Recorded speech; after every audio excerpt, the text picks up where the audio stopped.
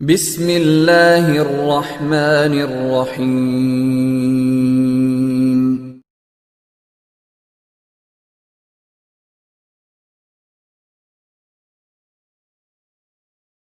السلام علیکم۔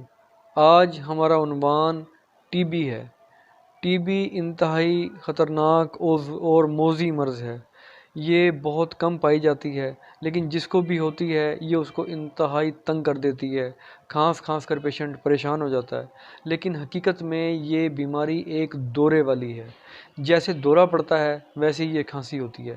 ایسا نہیں ہے کہ پیشنٹ ہر وقت کھانستا رہتا ہے۔ اب دورہ چاہے ہر 15 منٹ کے بعد پڑے یا 20 منٹ کے بعد پڑے، اسی طریقے سے دورے کی طرح یہ کھانسی بھی ہوتی ہے۔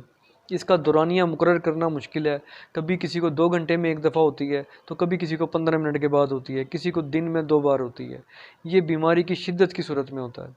اصل میں یہ ایک خاص قسم کا بیکٹیریا ہے جو پھیپھڑوں میں جا کر نہ صرف پھیپھڑوں کو متاثر کرتا ہے بلکہ گلے کے غدود کو بھی متاثر کرتا ہے اور وہ سوزش زدہ ہو جاتے ہیں۔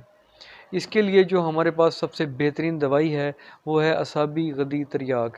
وہ صابر صاحب کا فارمولہ ہے جو ہمارے استاد ہیں، اللہ پاک ان کو جنت نصیب کرے۔ یہ ان کی مہربانی ہے جنہوں نے ہمیں اتنا اچھا فارمولہ دیا۔ اس کو بنانے کا آسان طریقہ یہ ہے کہ آپ 100 گرام ہلدی لے لیں اور اس ہلدی کے اندر آک کا پودا لے کر اس کا دودھ نکال لیں 10 گرام۔ 10 گرام دودھ لے کر 100 گرام ہلدی میں آپ مکس کر لیں اور آپ نے اس کی تقریباً 1 سے 1.5 گھنٹہ رگڑائی کرنی ہے۔ ایسا کر لیں کہ دودھ اس کے اندر شامل ہو جائے، کوئی ڈلیاں وغیرہ نہ رہیں، اور یہ بہت ہی اچھے طریقے سے نہ صرف اس میں مکس ہو جائے بلکہ یہ ناپید نظر آئے۔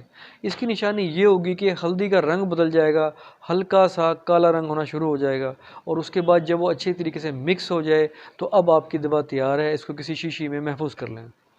جب آپ اس کو استعمال کرنے لگیں تو یہ یاد رہے کہ ایک چنے کے برابر، ایک بھنے ہوئے چنے کے برابر آپ نے اس کو استعمال کرنا ہے دن میں 5 بار نیم گرم پانی سے۔ جب آپ اس کو استعمال کریں تو اس کے ساتھ ساتھ آپ نے غذائی احتیاط بھی کرنی ہے۔ کسی قسم کی کوئی ٹھنڈی چیز استعمال نہیں کرنی۔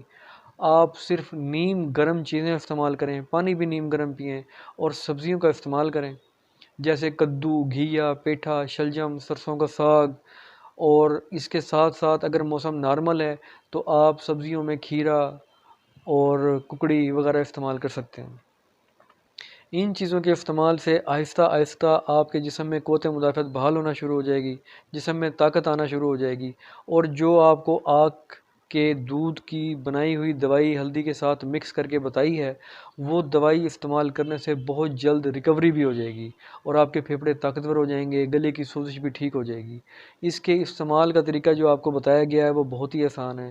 یہ وہ طریقہ علاج ہے جو آپ اپنائیں گے تو آپ سب سے پہلے تو اسے بہت زیادہ کارآمد پائیں گے، پھر اس سے زیادہ سستا اور آسان طریقہ آپ کو کہیں نہیں ملے گا۔ آہستہ آہستہ آپ ریکور ہو جائیں گے۔ یہ دوائی آپ دوسروں کو بھی بتائیں، صدقہ جاریہ ہے۔ دوسروں کو اچھی بات بتانا بہت اچھی عادت ہے، اس سے آپ کو صلہ ملے گا، اللہ پاک خوش ہوگا۔ ویسے بھی بیمار کو تندرست کرنا ایک نیکی ہے۔ اللہ پاک آپ کو اپنی امان میں رکھے۔ اللہ حافظ۔